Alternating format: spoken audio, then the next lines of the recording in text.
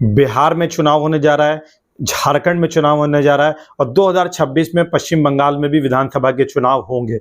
और उसको दृष्टि में रखते हुए, उसको नजर में रखते हुए, बैकग्राउंड में उसको रखते हुए एक बड़ा स्टेटमेंट जो है निशिकांत दुबे भारतीय जनता पार्टी के झारखंड से सांसद हैं और उन्होंने ये बात कही है जो कि बड़ी इंपॉर्टेंट बात कही है। और वो क्या कह रहे हैं, उसके मायने क्या हैं, अगर ये आप समझेंगे तो उस पूरे क्षेत्र की जो राजनीति है वो आपको समझ में आ जाएगी किस दिशा में मोड़ने की कोशिश की जा रही है। इसके अपने कॉन्सिक्वेंसेस भी हो सकते हैं, क्योंकि पश्चिम बंगाल में अगर घुसपैठियों का प्रश्न बनता है तो भारत और बांग्लादेश की जो रिलेशन है कहीं ना कहीं वो भारत के फॉरेन रिलेशन को, विदेश नीति को भी इम्पैक्ट करेगा।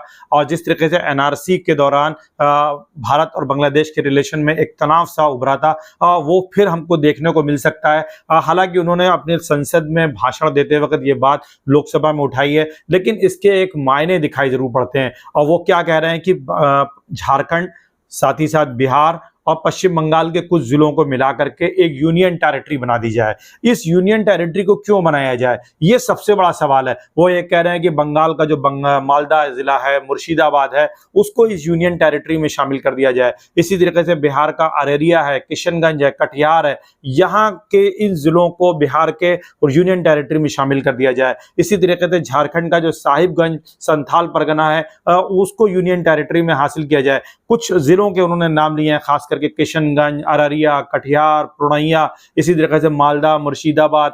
और फिर अगर झारखंड की बात करें तो पाकुड़, साहिबाबाद, गोड्डा, देवघर, दुमका, जामताड़ा, ये वो जिले हैं जहां पर वो कह रहे हैं कि अचानक मुसलमानों की जनसंख्या बढ़ी है, तेजी के साथ मुसलमानों की जनसंख्या बढ़ी है, आदिवासियों की जनसंख्या तेजी के साथ घटी है और कई सारे मुसलमानों ने आदिवासी महिलाओं के साथ शादियां की हैं। और जिसके चलते वो आदिवासी महिलाएं जो हैं उन क्षेत्रों की जो जिला पंचायत हैं, वहाँ की अध्यक्षा हैं या वहाँ की सदस्य हैं, और जिसके चलते और जो वहाँ पर संथाल परगना में टेनेंसी एक्ट लागू है और आदिवासी जमीनों पर कोई दूसरा खरीद फरोख्त नहीं कर सकता है, उनके बच्चे वारिस बन रहे हैं। और इस तरीके से उस पूरे क्षेत्र का जो जनसंख्या का पूरा एक डेमोग्राफी है वो चेंज होता जा रहा है। ये उनके सवाल उठाए गए। हालांकि हमने इसको एक डाटा से चेक करने की कोशिश की गई, अभी जनगणना हुई नहीं है। 2011 की जनगणना के अकॉर्डिंग अगर हम देखें तो ऐसी स्थिति नहीं दिखाई पड़ती है, लेकिन 2023 का जब हमने आंकड़ा देखा और फिर उसकी हमने तुलना करने की कोशिश करी तो कई सारे ऐसी चीजें निभर करके सामने आई हैं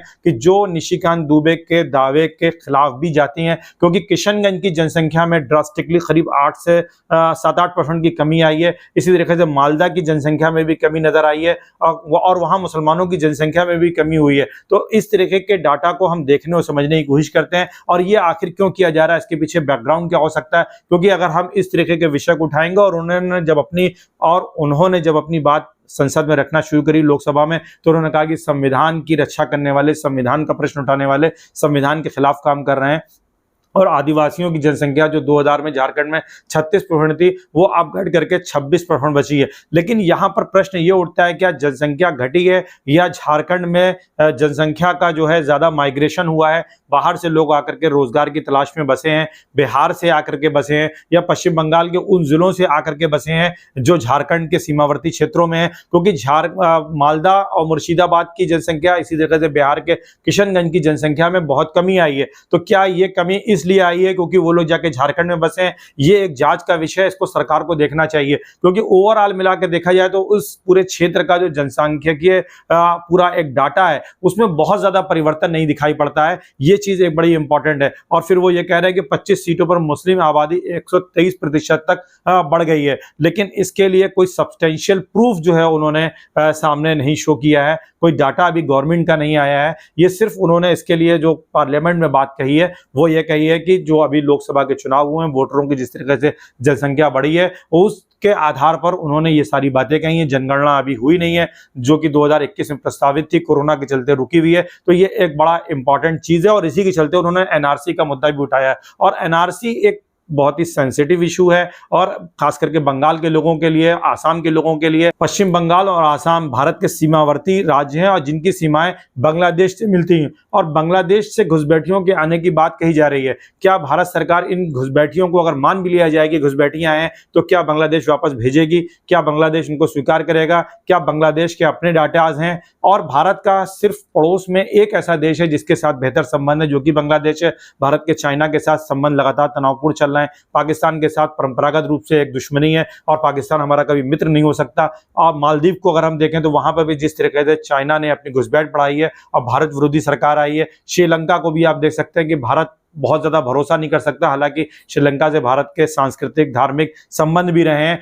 लेकिन कुल मिलाकर के हम पूरे एरिया को देखें, इंडियन सब कॉन्टिनेंट को देखें, तो बांग्लादेश ही एक ऐसा देश है जिसके साथ भारत के बड़े ही क्लोज रिलेशन है। बांग्लादेश की आजादी में भारत ने बड़ा कंट्रीब्यूशन किया है, मुक्ति वाहिनी को ट्रेनिंग दी है, मुक्ति वाहिनी के साथ भारतीय सेना ने ढाका पे जाकर के विजय प्राप्त करी है, बांग्लादेश को आजाद कराया है। और हम क्या बांग्लादेश के साथ अपने संबंधों को जोखिम में डाल सकते हैं? और जिस तरीके से चाइना की नजरें बांग्लादेश पर गड़ी हुई हैं, क्या इस तरीके की मांग करना भारत की विदेश नीति को क्या चोट पहुंचाने जैसा नहीं है? यह भी एक बड़ा सवाल है, इस पर भी विचार किया जाना चाहिए, क्योंकि ये बहुत बड़ा विषय है। और अगर पूरे क्षेत्र को आप यूनियन टेरिटरी में कन्वर्ट करेंगे और जिस तरीके की चुनौतियों की वो बात कर रहे हैं, पश्चिम बंगाल में निश्चित रूप से मुसलमानों की जनसंख्या आज़ादी के पूर्व भी बहुत अधिक थी, जिसके चलते पूर्वी बंगाल का विभाजन किया गया। और वो बंगाल का विभाजन 1905 में भी हुआ, बाद में 1911 में वो समाप्त किया गया, 1912 में बिहार और उड़ीसा को अलग किया गया, और फिर बाद में 1947 में जब देश का विभाजन हुआ तो पूर्वी बंगाल को अलग कर दिया गया, वो पूर्वी पाकिस्तान बना और बाद में पूर्वी पाकिस्तान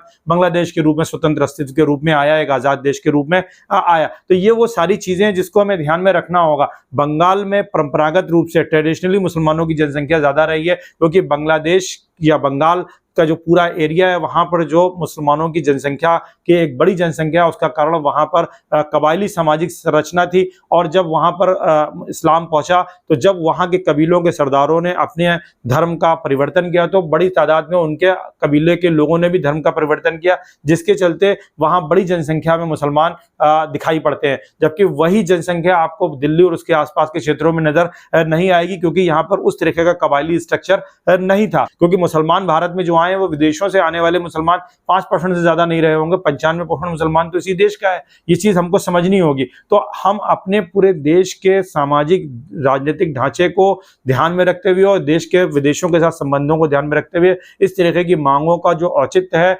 उसको भी ध्यान में रखना चाहिए कि क्या इसका भारत के विदेशी संबंधों पर कोई प्रभाव पड़ सकता है। कैसा लगा हमारा analysis? Thank you so much.